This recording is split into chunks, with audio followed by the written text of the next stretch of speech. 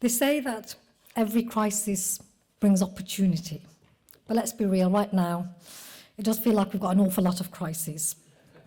A world at war, a planet on fire, a Britain that's broken by greed, by fear, by lies. We've got an insurgent, reform, cruel party, and a Labour Party of cowardice. Two wings of the same vulture, circling over the wreckage of working class life. And if you want proof of how united they actually are, look no further than Birmingham, where I've come tonight. This Thursday, my city's football team, Aston Villa, plays Israel's football team, the Maccabi Tel Aviv. And what did we see? Every single leader of the so-called mainstream parties in this country, from Badenoch to Starmer and even Davy crawling out, lining up to condemn the banning of violent Israeli football fans.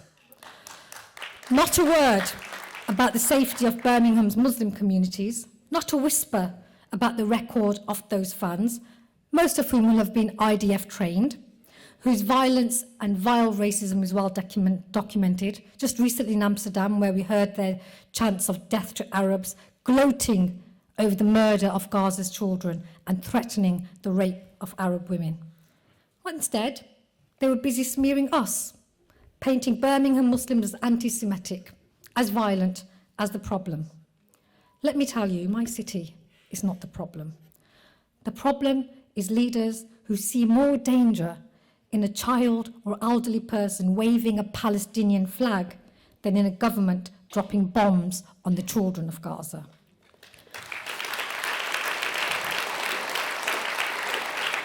And when they come for our communities, when they come for Birmingham, I think of Benjamin Zephaniah, our poet, our truth teller, who said, I quote, "We can all be successful and we can all be powerful. We don't need to hurt anyone to get there." So simple and yet so true. And that's the Birmingham I know, a city of solidarity, not scapegoating, of music, of rhythm, of resilience, of people who lift each other up and refuse to be divided. So yes, I'm from Birmingham and I stand with my community.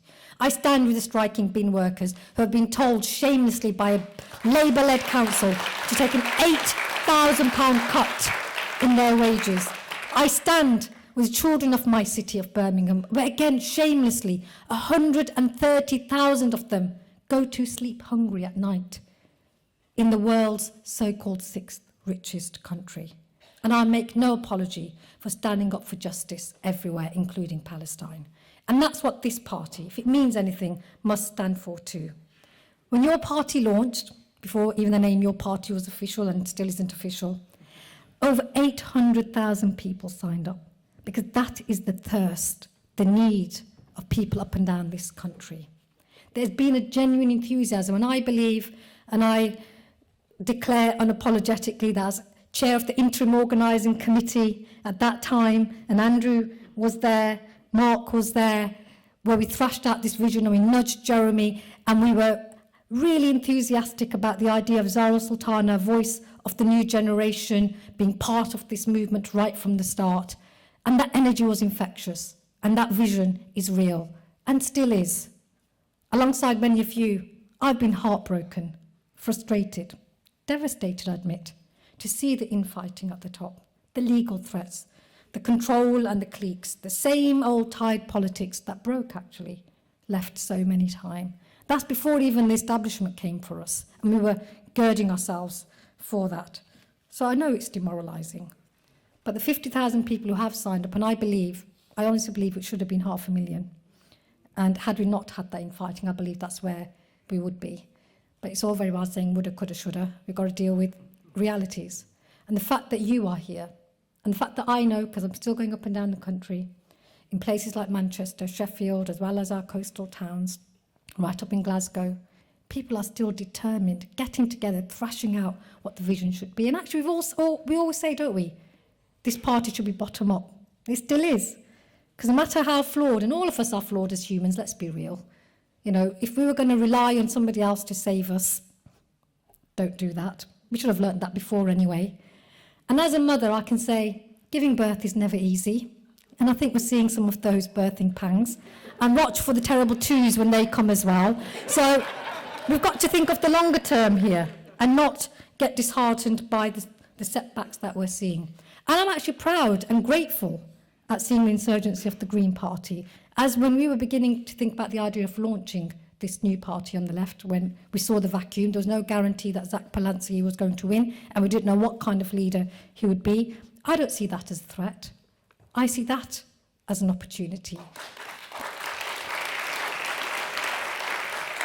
And I'm going to use my few minutes to say what we need to see in this party, first on an internal point, is a genuine transparency and accountability and democracy.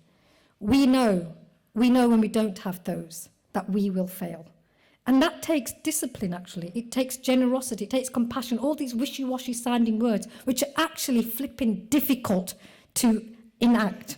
And that's what we're seeing, in solidarity to Andrew and to all those other people who have been hung out to dry and smeared in a relentless and unfair manner. And we have to learn from those lessons. We're not going to paper over them. We've seen it happen too many times, and good comrades are thrown under the bus. And we cannot stand for that. If we say we stand for solidarity out there, we have to have solidarity inbuilt into our own culture. And that should have come, I believe, by setting a culture and example right from the top. But I think that's something we will have to enact from the grassroots and bottom up, and demand that from the leadership, whichever leadership emerges eventually. And I don't think it's a good idea to delay that till next January or March. I think that's going to also add to the frustration that many activists are already feeling up and down the country. But I have hope still. I'm a cynical optimist. I've been around long enough. The way you introduced me, it's been a quarter of a century. I stood here at the launch of Respect Party in 2004 when I was one of the founders of that. So I think we've got experience now, so we don't get too shocked. We might get upset, but we have to carry on. And my lessons would be that those values that I know each and every one of us, first, practice them ourselves. Secondly, as part of building an internal democratic structure, we have to be reaching out. And I really appreciate what Michael Lafayette said, that we should not just be appealing to the most hardline, most sectarian elements within our movements. We have to be thinking this is an electoral endeavour. We have to be getting the widest coalition possible. And that means not having purity tests. I know from a religious background, there's always people want to accuse you of blasphemy because you're just not religious or traditional or, rigid enough. But we don't need that kind of thinking, whether it's ideological, politically, or religiously. We have to be broad and inclusive and have respectful debates and allow breathing space for difference of opinion and not get threatened by that and not deplatform people or silence people for that. We have to have confidence in our ability for that. And that's why I take heart of what we've seen in Caerphilly, when Plaid Cymru achieved that amazing result. Nigel Farage was ready to take the stage, and he slunk away. 47% shows how badly wrong those Labour strategists have got it, that there is a need, a thirst to the left. And the Green Party is starting to feel some of that. And I say that we need to build those alliances with them and be constructive in how we work with them. And that also begins with us right here. So go back to wherever you came from, whichever town, rural place it is, and build in your communities unapologetically, strongly, confidently, because that is a party that we need, and that is the party that this country needs. Thank you.